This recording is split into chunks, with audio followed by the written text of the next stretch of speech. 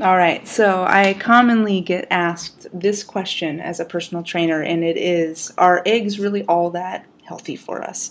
It's a really common question, and I think as a consumer, there's a lot of conflicting findings out there. We hear that eggs are good, eggs are bad, and I just want to go through some of the research that's been done and kind of clarify whether eggs are good or bad to eat. And there are three kind of main categories that we want to talk about in the great egg debate, and that is that whole egg consumption can cause cardiovascular disease, that eggs can cause high cholesterol, and that eggs can cause diabetes. These are the three most talked about topics when we talk about egg consumption. So if we look at the background, we can get kind of a clear picture of where this cardiovascular disease and egg risk sort of comes from. And if coming by the words of Tran, Barrage, Heilman, Scafford of March 2014, they note that coronary heart disease and stroke are the actual leading causes of death in the U.S. and globally. And elevated low-density lipoprotein, LDL, has been identified as a major risk for coronary heart disease. So here's where the bad rap with eggs comes in. Early 1960s early, in a metabolic study by Hegsted, McGandy, Myers, and Stair from 1965, they were able to show a positive relationship between dietary cholesterol, which we eat, and total plasma cholesterol and LDL cholesterol. So dietary consumption of eggs actually was shown to raise dietary and LDL cholesterol. So the American Heart Association at that point steps in and says, all right, guys, these egg yolks are full of dietary cholesterol, anywhere from 180 to 225 milligrams per yolk. We need to set some rules here.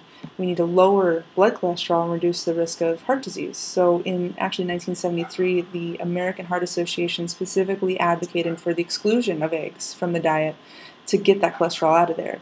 So no eggs. Okay, cool. At this point, people are thinking eggs are bad. Cholesterol is bad, especially if I have a bad heart. But wait, that was in the 1960s and 70s, and hasn't science showed something that's a little bit different, showed us something different from then? Because I've heard that eggs recently are good for us to eat. Well, of course, other scientists wanted to study this further, and because eggs are awesome, and pretty much in everything, we've seen a lot of research that has been done. And what that research has found is that it actually turns out that there really isn't a great link between egg consumption and cardiovascular disease. Qureshi, Suri, Ahmed, Nassari, Devani, and Kermani in 2007 showed that regular egg consumption does not actually increase the risk of stroke or cardiovascular disease.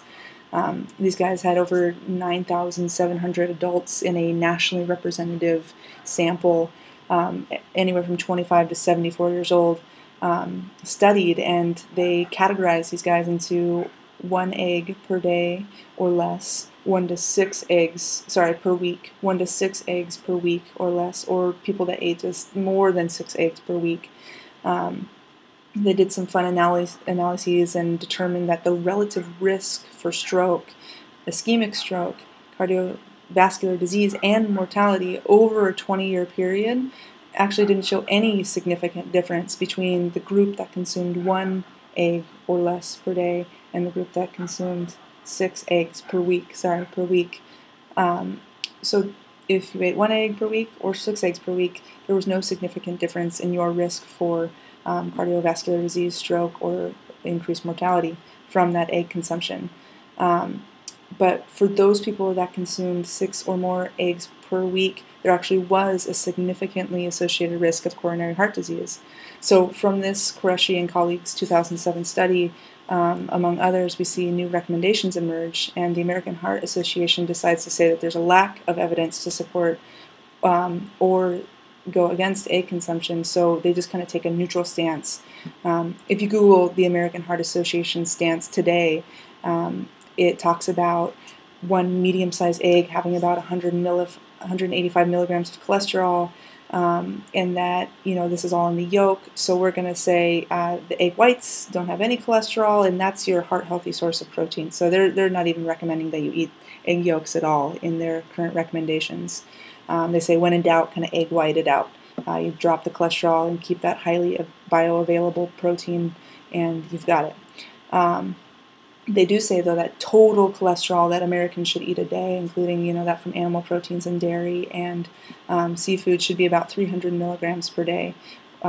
So that sort of satisfies the egg and cardiovascular disease wonder as of now. But what about people with high cholesterol? Can they eat eggs, or should they eat eggs?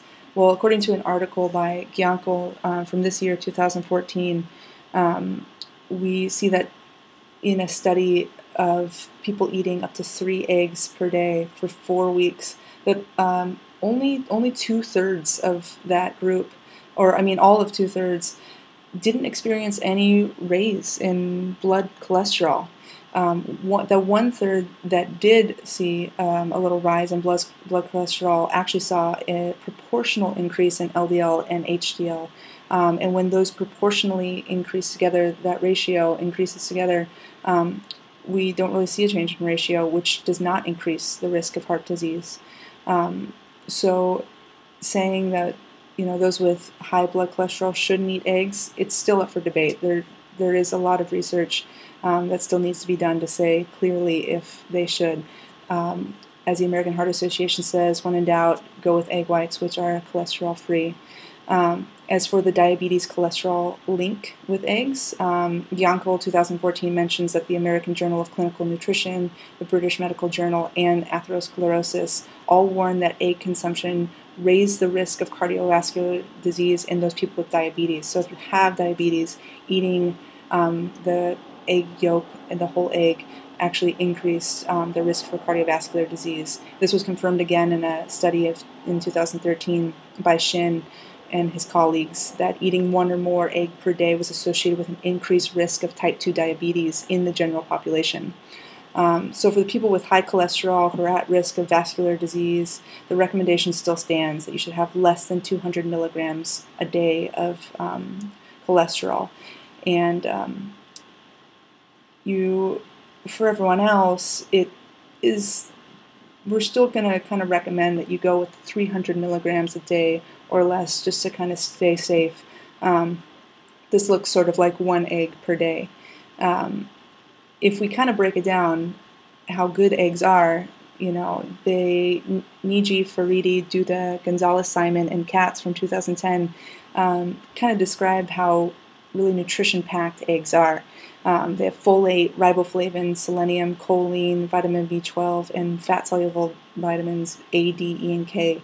Plus, they're a really good source for high-quality, highly bioavailable protein with proportionally less saturated fat than other animal proteins. So as far as getting a lot of nutrients, a high-quality protein, eggs are a great choice.